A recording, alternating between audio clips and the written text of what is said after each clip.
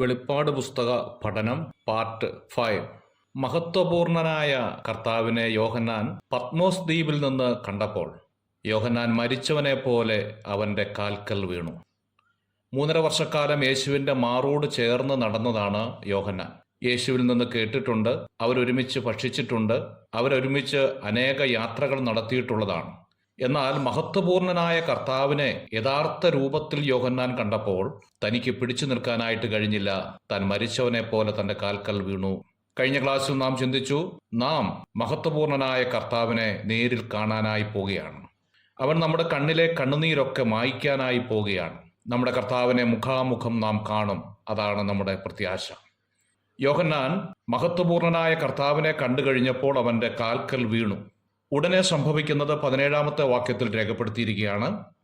മഹത്വപൂർണനായിരിക്കുന്ന കർത്താവ് സ്നേഹസമ്പന്നനായ കർത്താവാണ് എന്ന് വെളിപ്പെടുത്തുകയാണ്. ഉടനെ അവൻ്റെ വലങ്കൈ യോഹന്നാനെ തൊടുകയാണ്. വീണുകിടക്കുന്ന യോഹന്നാനെ തൊടുന്നതായ ദൈവം, അതാണ് നമ്മുടെ കർത്താവിൻ്റെ ഒരു പ്രത്യേകത. സങ്കീർത്തനത്തിൽ നാം വായിക്കുന്നുണ്ട്, കുനിഞ്ഞിരിക്കുന്നവനെ നിവർത്തുന്നവനാണ് നമ്മുടെ ദൈവം. ബദ്ധന്മാരെ അഴിച്ചുവിടുന്നവനാണ് നമ്മുടെ ദൈവം. കുരുടർക്ക് കാഴ്ച കൊടുക്കുന്നവനാണ് നമ്മുടെ ദൈവം. ചെകിടന് കേൾവി കൊടുക്കുന്നവനാണ് നമ്മുടെ ദൈവം. സ്നേഹസമ്പന്നനായ ദൈവം. അശ്രണരെയും അനാഥരെയും ഒരുപോലെ മാറോട് ചേർക്കാൻ ഇതുപോലെ മറ്റാരുമില്ല. വലങ്കൈ തൊട്ടിട്ട് യോഹന്നാനോട് പറയുകയാണ്, ഭയപ്പെടേണ്ട എന്ന്. ഇതുപോലൊരാശ്വാസ വാക്ക് കേൾക്കാനായിട്ട് കഴിയുകയില്ല. മനുഷ്യന്റെ എല്ലാ ആശ്വാസ കരങ്ങളും സാഹചര്യത്തിനനുസരിച്ച് നീങ്ങിപ്പോകും. എന്നാൽ ഞാനും നിങ്ങളും വിശ്വസിക്കുന്ന നമ്മുടെ വീണ്ടെടുപ്പുകാരനായ കർത്താവിന്റെ സ്നേഹവും, ഞാനും നിങ്ങളും വിശ്വസിക്കുന്ന നമ്മുടെ കർത്താവിന്റെ കരുതലിന്റെ കരവും ഏത് സാഹചര്യങ്ങൾ മാറി മറിഞ്ഞാലും മാറിപ്പോകുന്നതല്ല എന്ന് ഓർപ്പിക്കുകയാണ്. യോഹന്നാനെ ആ വലങ്കരം കൊണ്ട് തൊട്ടിട്ട് പറയുകയാണ്, ഭയപ്പെടേണ്ട എന്ന്. തിരുവെഴുത്തിൽ ഏതാണ്ട് 365 പ്രാവശ്യം ഈ വാക്ക് ആവർത്തിക്കുന്നു എന്നാണ് കാണുന്നത്. ഒരു വർഷത്തിൽ ഏതാണ്ട് 365 ദിവസമാണല്ലോ. അങ്ങനെയെങ്കിൽ ഓരോ ദിവസവും ഉദിച്ചുണരുമ്പോൾ, അത് അസ്തമനത്തിലേക്ക് കുതിക്കുമ്പോൾ, ആ ദിവസത്തിന്റെ മാർഗമധ്യേ ഭയപ്പെടേണ്ട എന്ന ശബ്ദം നമ്മളോട് കൂടെ ഉണ്ട് എന്നുള്ള വലിയ കാര്യമാണ് ഓർമ്മപ്പെടുത്തുന്നത്. നാം അവന്റെ കയ്യിലെ ആടുകളാണ് എന്നോർപ്പിക്കുകയാണ്. എന്റെ അടുക്കൽ വരുന്നവനെ ഞാൻ ഒരു നാളും ഉപേക്ഷിക്കുകയില്ല എന്ന് കർത്താവ് വ്യക്തമായി പറഞ്ഞിട്ടുണ്ട്. അത് മാത്രമല്ല, ഞാനും നിങ്ങളും അവന്റെ കയ്യിലെ നക്ഷത്രമാണ്.